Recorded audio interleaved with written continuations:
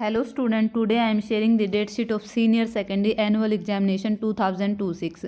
आप जो ये डेट शीट देख रहे हो सभी बच्चों के लिए, चाहे वो रेगुलर हो, फ्रेशर हो या फिर रीअपियर हो या फिर किसी की कंपार्टमेंट आई हो एक सब्जेक्ट में, या फिर किसी बच्चे ने एडिशनल सब्जेक्ट देना, जैसे पहले उसने मेडिकल कर रखी, अब नॉन मेडिकल के लिए उसको मैथ का पेपर देना, तो उसके लिए भी यही सेम डेट शीट रहेगी। और इम्प्रूवमेंट के लिए यानी किसी के कम नंबर आए हैं उसको क्या ज़्यादा नंबर देने के लिए दोबारा पेपर देने हैं, तो उसकी भी सेम डेट शीट रहेगी। आपके जो एग्ज़ाम है वो क्या 25 फरवरी से शुरू हो गए। 25 फरवरी से क्या शुरू में आपका इंग्लिश कोर और इंग्लिश इलेक्टिव, ये जो दो सब्जेक्ट है, इंग्लिश कोर यानी एक तो सभी की कंपलसरी एजुकेशन होगी उसको इंग्लिश कोर बोलेंगे, और जिसको क्या है इलेक्टिव सब्जेक्ट ले रखा है इंग्लिश, तो उसका पेपर भी एक ही दिन होगा। वही आपके पेपर की टाइमिंग वही सेम 10th वालों के बच्चों के साथ ही रहेगी, वही 12:30 to 3:30 इवनिंग के जो आपके पेपर रहेंगे। 27 फरवरी को आपका पेपर होगा पॉलिटिकल साइंस का, और जो 2 मार्च को आपका पेपर होगा फिजिक्स, जिसने फिजिक्स ले रखे फिजिक्स, और इकोनॉमिक्स यानी जो आर्ट वाले बच्चे उनका इकोनॉमिक्स का पेपर हो जाएगा। 3 मार्च को आपका क्या हो जाएगा फिजिकल एजुकेशन का पेपर हो जाएगा। फिजिकल एजुकेशन के बाद आपका जो 6 मार्च है वो क्या है हिस्ट्री का और बायोलॉजी, जिसने मेडिकल ले रखे है उसका बायोलॉजी का पेपर हो जाएगा। मेडिकल और नॉन मेडिकल दोनों का ही हो जाएगा अगर जिसने कंबाइन ले रखा है। 9 मार्च को क्या हो जाएगा आपका केमिस्ट्री का, अकाउंटेंसी जिसने क्या है कॉमर्स ले रखे है, पब्लिक एडमिनिस्ट्रेशन ये आपके आर्ट वालों का हो जाएगा।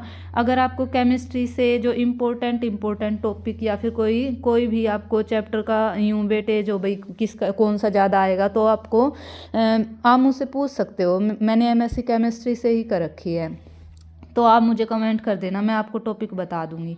उसके बाद क्या है 11 मार्च का आपका कंप्यूटर साइंस का पेपर होगा, भाई इंफॉर्मेशन टेक्नोलॉजी वगैरह ये आपका पेपर होगा। और फिर क्या 12 मार्च का आपका एग्रीकल्चर और फिलोसफी का पेपर होएगा, और 13 मार्च का आपका सोशियोलॉजी का पेपर होएगा, सोशियोलॉजी और एंथ्रोप्रेन्योरशिप का पेपर होगा। उसके बाद क्या है 17 मार्च का आपका क्या होगा मैथमेटिक्स का पेपर होगा। 18 मार्च का आपका पेपर होगा संस्कृत, उर्दू और बायोटेक्नोलॉजी, जिसने बच्चे ने जो सब्जेक्ट ले रखा, जैसे संस्कृत लैंग्वेज ले रखे संस्कृत का पेपर हो जाएगा, उर्दू ले रखे उर्दू का पेपर हो जाएगा, बायोटेक है तो बायोटेक का हो जाएगा।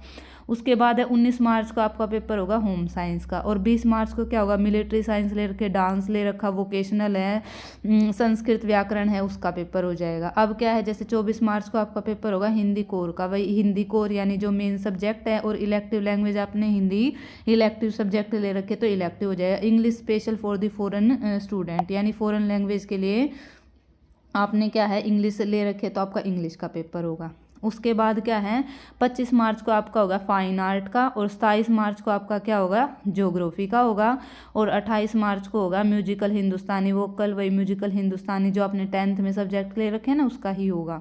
उसके बाद है 30 मार्च को क्या होगा आपका पंजाबी या फिर संस्कृत साहित्य का होगा, वही संस्कृत साहित्य वेद साहित्य का होगा। फिर क्या है जो लास्ट पेपर है आपका 1 अप्रैल को, वो क्या होगा वही NSQF सर्टिफाइड यानी नेशनल स्किल क्वालिफिकेशन फ्रेमवर्क, जो आपका क्या है वोकेशनल एजुकेशन है। वोकेशनल एजुकेशन क्या होते हैं जो आपको आगे जाके क्या है इसमें आप कोई जॉब वगैरह का क्राइटेरिया उसमें NSQF सर्टिफिकेट मांगते हैं, ये मेंशन है जो इन्हीं के बेस पे क्या है जो गवर्नमेंट जॉब के एग्ज़ाम निकलते हैं उसमें आप अप्लाई कर सकते हैं। जैसे इसमें रिटेल हो गया, मोटिव हो गया, ऑटोमोटिव हो गया, प्राइवेट सिक्योरिटी होगी, IT और ITS हो गया, हेल्थ केयर हो गया, फिजिकल एजुकेशन होगा, ब्यूटी वेलनेस हो गया, टूरिज्म होगा, हॉस्पिटैलिटी हो गया, एग्रीकल्चर होगा, मीडिया एंटरटेनमेंट होगा, बैंकिंग होगा, और जो ये क्या है ऑफिसर सेक्रेटरीशिप होगी, प्लम्बरिंग हो गया, पावर हो गया, कंस्ट्रक्शन हो गया, ये क्या आपके कैसे सब्जेक्ट हो जाएंगे, ये आपके हो जाएंगे वोकेशनल सब्जेक्ट।